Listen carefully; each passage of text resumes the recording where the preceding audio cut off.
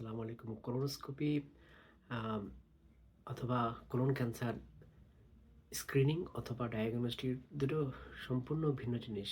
কারণ স্ক্রিনিং হলো আপনার ফ্যামিলি মেম্বার বা অ্যানসেস্টর অথবা আপনার মানে প্যারেন্ট যেকোনো সিবলিংয়ে আপনার কোলন ক্যান্সার হলো, সেজন্য আপনি একটু ডাক্তারকে বললেন যে আপনার একটু ব্লাড টেস্টের মাধ্যমে আপনার স্ক্রিনিং করে দেখলো যে আপনার কোনো জেনেটিক্যাল কোনো সমস্যা আছে কিনা, যে ভবিষ্যতে আপনার রিস্ক আছে কিনা অথবা কোনো টিউমার আছে কিনা। কিন্তু ডায়াগনস্টিক জিনিসটা হলো আপনার এমন জিনিস যে আপনার ব্লাডে নিস্টুল আছে অনেকদিন ধরে, আপনার কনস্টিপেশন আছে এবং সেটা আপনার মানে ব্লাড নিস্টুল এটা প্রায় দীর্ঘদিন ধরে যাচ্ছে। আপনার অ্যানিমিয়া হচ্ছে, মাথা ঘোরাচ্ছে, আপনার শরীরে কোনো এনার্জি পাচ্ছেন না, আপনার আর আয়রন ডেফিসিয়েন্সি দেখা দিল, স্টোমাক ক্র্যাম্পিং অথবা আপনার শরীর মাথা ঘোরায়, কোনো এনার্জি পাচ্ছেন না এবং তলপেটে দীর্ঘদিন ধরে ব্যথা, তাহলে আপনাকে অবশ্যই ডায়াগনস্টিক করতে হবে।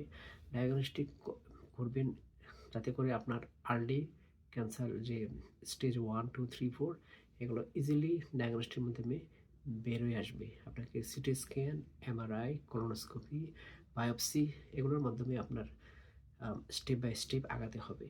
সো এটা নিয়ে অনেকেই confused. So screening completely different than diagnostic.